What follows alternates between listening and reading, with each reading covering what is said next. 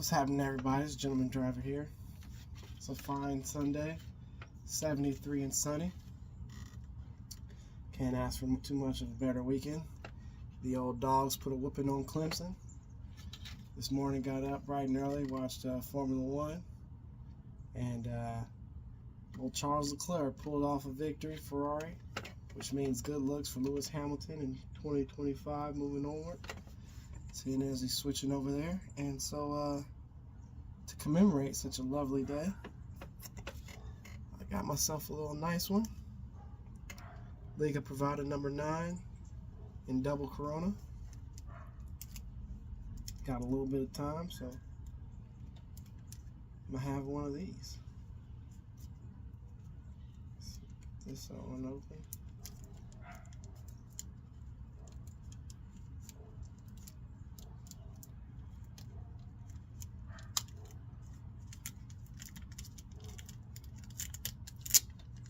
You don't see these too often. And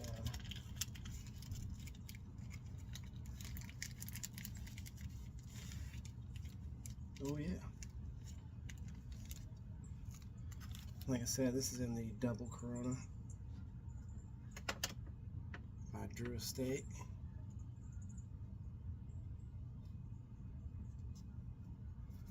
Look at the foot. Beautiful cigar. It's pretty sunny. The sun's hitting right on me, so I threw on some shades. And yeah, we're feeling elite today. You know. And we're pairing that with, I know a lot of guys are big whiskey guys. Me, I enjoyed a little bit too much of that back when I was in my Navy days, so having a nice beer. Pairing that with the Guinness Extra Stout. Something just nice to chill with. Real cold.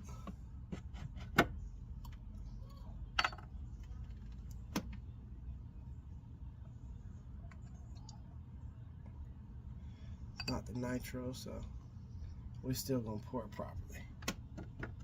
Give that a little minute. And yeah, you know, the dogs, they whooped up on them good, but man, was it a race this morning. I mean, the dogs did what they were going to do. We knew what that was going to be, but this morning on F1 in Monza, Ferrari pulled off a one-stop race, and nobody really saw that coming. Everybody's tires were getting pretty heavily degraded, and man, Oscar Piastri, you know, the Iceman, you know, straight ice in his veins to pull a stunt on Lando like that today. Lando definitely didn't see that coming. It's hard to capture that back. It's happy for Lewis, you know, getting into the points pretty well. And yeah, you know, Formula One's in a good place after the summer break, because you know, the past couple of years has been pretty boring. Watching Max beat everybody well ahead of the pace. And not that that's a bad thing, you know. Lewis did it for many years, and I was more than happy to watch that. But it was just something about that air of, you know, Max and this, the way he was dominating for so long. And definitely not as long as Lewis, but that's, you know, I don't like to say the GOAT. I prefer the Lion. You know, Lewis was the Lion. And yeah, him, LeBron James, those are Lions. Those aren't GOATs. To me, it's a cute acronym, but it's a little sacrilegious to me. You want to be the Lion. And yeah, those guys are definitely Lions. And man, it was a good race. Man, and to see Charles, I was happy for Charles when he won Monaco. You know, just because Formula One is a big, you know, prestige party. And for some of us, we like to, you know, pretend that, or, you know, invoke the spirit of that type of environment. And for me, that's what it is, and especially for Monaco, which is such a, you know, such an elite race. Well, and it's part of the Triple Crown, you know, it's hard to get that. I think that's still something Fernando Alonso is missing out on. And so, or is it an Indy win? I'm not sure. So yeah, let me finish pouring up this. Got it settled out. Let's go ahead and get that head on there.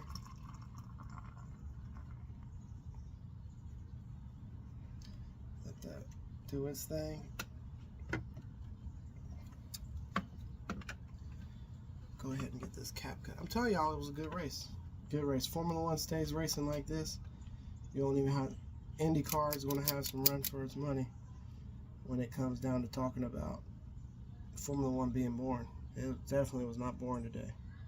There was a lot of strategy, a lot of interesting things going on. Ooh-wee. That's a draw. Just finished some Berkshire bacon, a little sharp cheddar, bacon cheddar sandwich. Already one Guinness deep, so I feel pretty good. And boy, that dry draw in there is something magnifique. I'll tell you what. Let's go ahead and get a little light on here. Just something I started doing is just double checking the old torch, making sure there's good flame on here, so I'm not working too hard to get this toasted. You see that? Because we want to keep it off of there. Pretty good.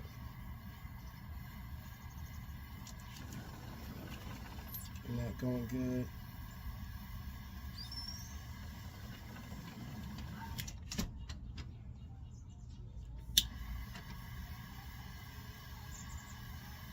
Somebody was checking on me just now. Gonna cook up some, well, if you really call it cooking, some aguachile later this afternoon. Head to the beach, and by the time we get back from the beach, the aguachile should be nice and ready.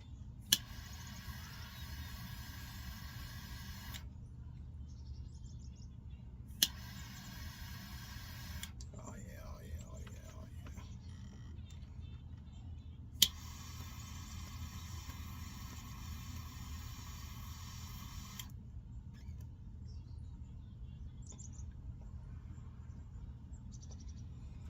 yeah. We're not rowing no canoes over here.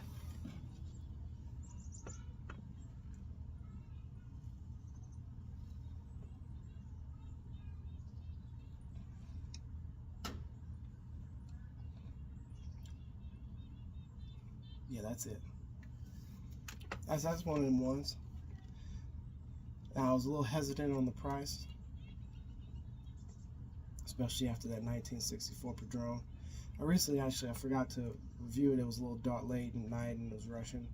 And had myself a Padron 7000, and that was really, really good. I prefer that Padron 7000 over that 64. But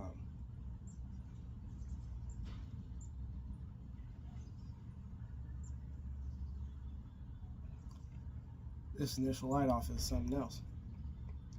This is a very nice cigar. Again, in one of my favorite sizes, similar to the Foundation Tabernacle and that double Corona. And I'll get into the first third and let you guys know. But right now, this is getting up there. I wish I would have got here before the price got up there.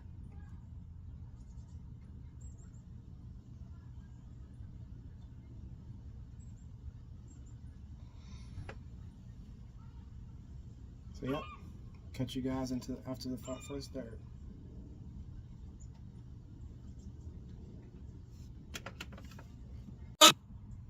So got down third of the way, starting to creep towards that first half. Really nice. You know, with this, it's probably a match between the Guinness and this. Starting to get a little bit of those notes of I would say chocolate, vanilla, and cashews. And I may have to deal with, you know, me just having some bacon and cheese and a couple of Guinness, and then pairing that up with this, and but just kind of those flavor notes. Those are some things that were coming to mind while I'm having this. just kind of sitting here baking in the sun. And even for it to be a warmer day, crisp little breeze, trying to trickle through. It's not too strong for the day. And this Guinness is hitting right, still nice and cool.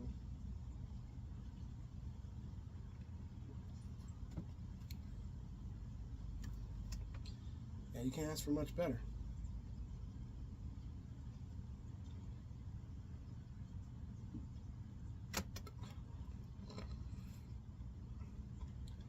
Excuse me there, just creamy, billowy smoke.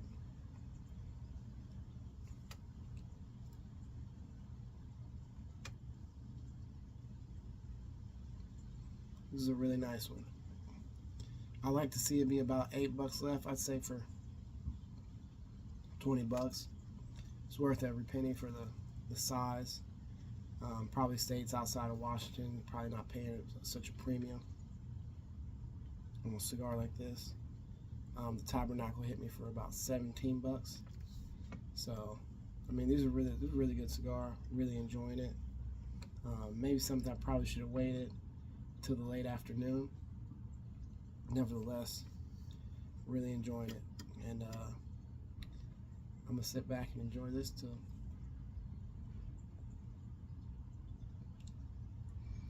Down to the nub on this one.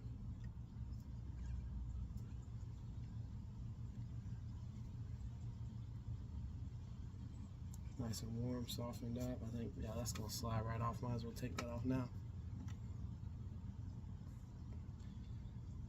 I think I might puff a little, quick. But on this cigar, still pretty cool around the edge. Not scorching hot.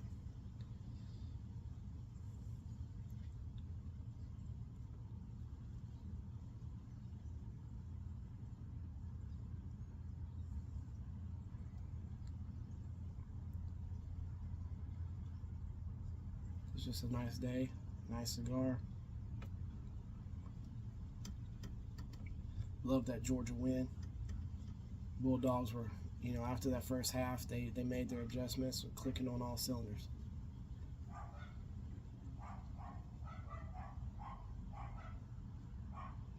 So I'll see you around the final third. So, down to that final third. And to finish this bad boy out, definitely need to set aside a couple hours. Stellar smoke, creamy, lots of vanilla notes of those chocolate nib notes I was talking about. Like I said, that could also come from the Guinness. It's just a really good smoke, and definitely something that you just, if you got the money and the time, something you should pick up and try out. Again, this is the Liga Privada No. 9 in double Corona. And like I said, great weekend, great smoke to cap off. And this gentleman driver signing off. Hope you guys are enjoying something just as much as I am.